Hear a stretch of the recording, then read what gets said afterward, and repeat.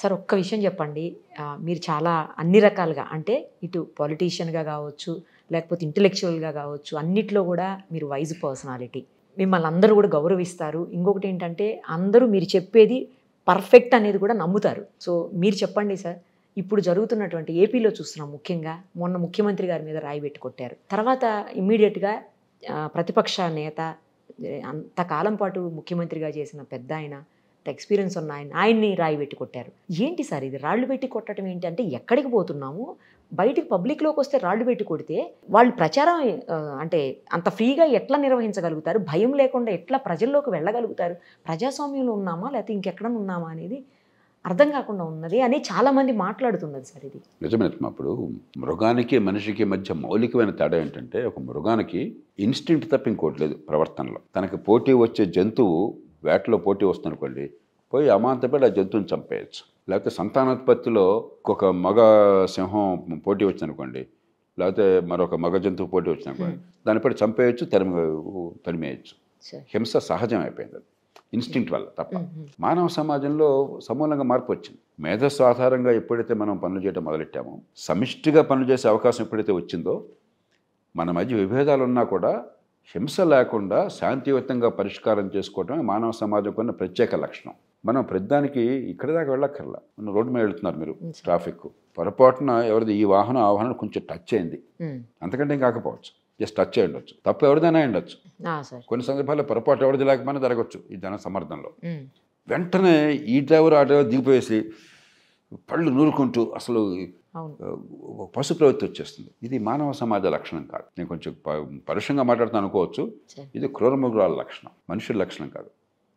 సంస్కారం, క్రమశిక్షణ, విజ్ఞత ఉన్న సమాజంలో అభిప్రాయ భేదాలు ఎక్కడైనా ఉండొచ్చు. అది ఆస్తుల విషయంలో కావచ్చు, ఓట్ల విషయంలో కావచ్చు, అధికారం విషయంలో కావచ్చు, భావాల విషయంలో కావచ్చు, ఒక చిన్న యాక్సిడెంట్ కావచ్చు, మరొకటి కావచ్చు.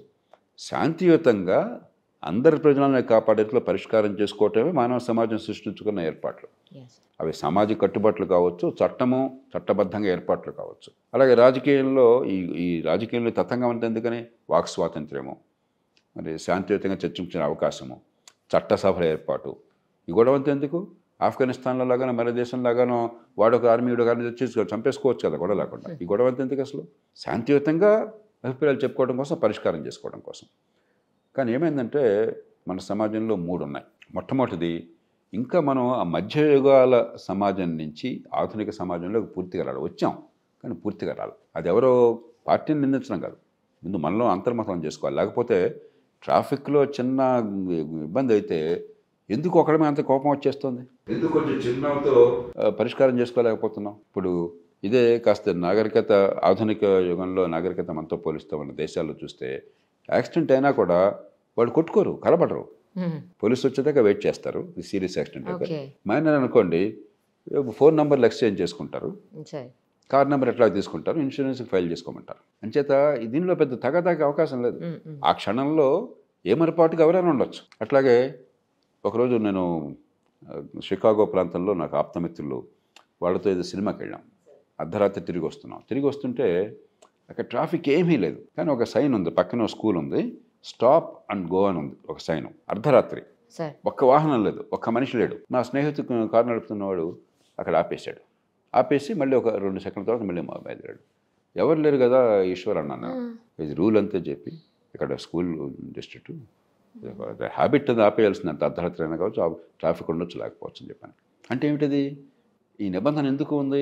మన సౌలభ్యం కోసం. దాన్ని మనం అలవోకగా కొట్టేట్టు మొదలెడితే రేపొద్దున ప్రమాదం జరుగుతుంది ఎప్పుడొకప్పుడు, లేదా ఇంకొకళ్ళు కూడా అదే చేయొచ్చు ఎప్పుడొకప్పుడు. నేను పొద్దున్నే కేవీఆర్ పార్క్ వెళ్తుంటే 5:15కి, ఇవాళ 5:40కి వెళ్తుంటే మన గ్రీన్ వస్తుంటే ఇటు నుంచి వాడు రెడ్ ఉన్నా కూడా అలా బాగా వెళ్ళిపోతుంటారు వేగంగా. అది సంస్కారం సమాజంలో చేసే పని కాదు. బడితున్నవాడిదే బర్రె అనేది ఆధునిక మానవ సమాజానికి అవమానం. దురదృష్టం కొద్దీ ఈ భావం ఇంకా సమాజంలో ఉంది. ఊరికి రాజకీయాన్ని తిట్టద్దు, ముందు మనం విమర్శించాం. మన ప్రవర్తన ఎట్లా ఉంది, క్యూలో నుంచోవటం కావచ్చు, ట్రాఫిక్లో వెళ్ళటం కావచ్చు, మరొకటి కావచ్చు. రెండోది, రాజకీయ పార్టీలు ఏమైందంటే ఎన్నికల్లో గెలిపే ప్రధాన సర్వస్వం. అది లేకపోతే ప్రాణం పోవడం అంతకంటే మిన్న. దుర్యోధన డైలాగులు చెప్తుంటాడు, నాకు అవమానం జరిగిపోయింది, ప్రాణం పోయినా పర్లేదని చెప్పిన వాడు చివరికి మయసభలో అవమానం జరిగిందని చెప్పిన ఆత్మహత్య చేసుకోవడానికి సిద్ధపడ్డాడని చెప్తారు భారతంలో. ఆ రకమైంది. ఒక అహంకారపూరితమైనటువంటి మధ్యయుగాల ఫ్యూడల్ ఆలోచన. అధికారమే పరమావధి, అధికారం లేకపోతే చావైనా సరే. అధికారం ఎందుకురా? జనం కోసం కాదు, నా పెత్తనం కోసం, నా అహంకారం కోసం. అధికారం వస్తే పొద్దున చూస్తే నా పేరుందా లేదా, అక్కడ నా మాట నెగ్గిందా, నా ముందు పైలట్ కారు ఉందా, నా వెనకాల మరొకటి ఉందా, ఇది తప్ప ప్రజల కోసం మనకు వాళ్ళు వంతిచ్చి మనకు ఓటిచ్చారు, వాళ్ళు డబ్బులు ఇచ్చి మన పోషిస్తున్నారు, మంది హితం కోసం పనిచేయడానికి ఒక సేవకుడిగా లేకుండా అన్న భావన లేదు. పవర్ ఉంటే ఇట్లాగా, పవర్ లేకపోతే ఇట్లాగా. ఈ ధోరణి ఎప్పుడైతే ఉందో ఎన్నికల్లో ఓటమిని సహించలేకపోతున్నారు. కాబట్టి ప్రత్యర్థిని కొట్టడం తిట్టడం తప్ప ఇంకోట్లేదు.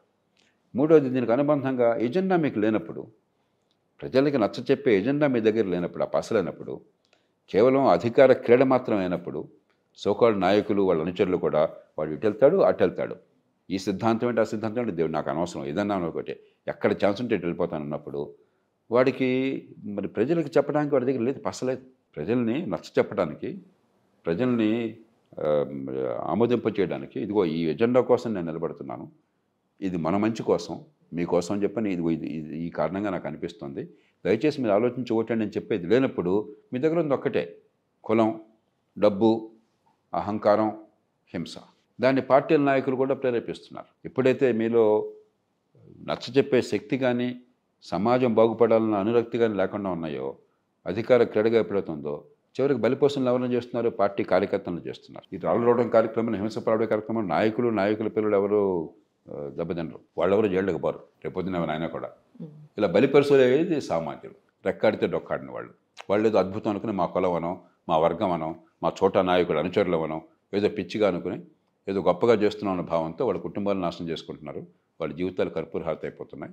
హింసకు పాల్పడి వీళ్ళు వాడిని హింసించుకుంటున్నారు. కాబట్టి ప్రజాస్వామ్యంలో ఒక దశలో ఉన్న ప్రజాస్వామ్యంలో ఉన్న అపశృతులు ఇవి.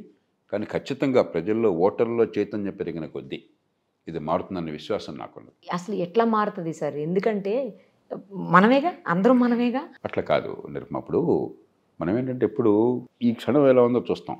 70 ఏళ్ల క్రితం ఎన్నికలు జరిగినప్పుడు ఈ దేశం అప్పుడు ఎన్నికలు జరిగినాయి కదా, జరిగాయి. ఎన్నికలంటే ఏం తెలియదు, పొలమంటూ పోయి ఓటేయటం తప్ప అసలు పోటీయే లేదు. లేకపోతే అగ్రకులంలో ఆ ఊళ్ళో పెత్తందారు ఏ రకంగా చెప్తే ఆ రకంగా ఓటేయటం తప్ప ఆలోచన లేదు. కాబట్టి ప్రజాస్వామ్యం ఖచ్చితంగా గతంతో పోలిస్తే పరిణితి పెరుగుతోంది. కాకపోతే అనుకున్నంత పరిణితి పూర్తిగా రాలా. అంతేగాని ప్రజాస్వామ్యం బాగుపడడం లేదు, ప్రజల ఆలోచన పెరగటం లేదు అంటే చెడు మార్గంలో వెళ్తుంది. కానీ ఇప్పుడు నేను చెప్పేది చెడుతో పాటు మంచి కూడా జరుగుతోంది. ఈ మంచి చెడుని మనం నిరోధించగలగాలి. ఎందుకంటే ఆ మాత్రం కూడా ఓటర్లో చైతన్యం లేకపోతే పార్టీలు ప్రభుత్వాలు ఎంత విర్రవీగిపోయేవాళ్ళు. ఇవాళ చాలా నమ్రతతో ఉన్నారు, గమనించారా? ప్రజలతో డీల్ చేసినప్పుడు భయంతో, నమ్రతతో. ఎందుకంటే ప్రజలు ఎలా ఓటేస్తారో తెలియదు, వాళ్ళ మనసులో ఏ రకంగా భావం ఉంటుందో తెలియదు. మనం జాగ్రత్తగా ఉండాలని చెప్పిన భావం వచ్చింది. పూర్వం అట్లా ఉండేది కాదు. పూర్వం నాయకత్వానికి ఆ భయం లేదు అసలు. ప్రచారానికి వచ్చినప్పుడు కూడా ఊళ్ళో ఎవరో మూతపరి రైతుని ఒకడు కలిసేవాడు, పెద్ద మనిషి, ఆయన చెప్పేస్తే అంతా అయిపోయేది. ఇప్పుడు అది ఏమన్నా చూద్దాం, అసాధ్యం. కాబట్టి ప్రజాస్వామ్యంలో పరిణితి పెరుగుతోంది.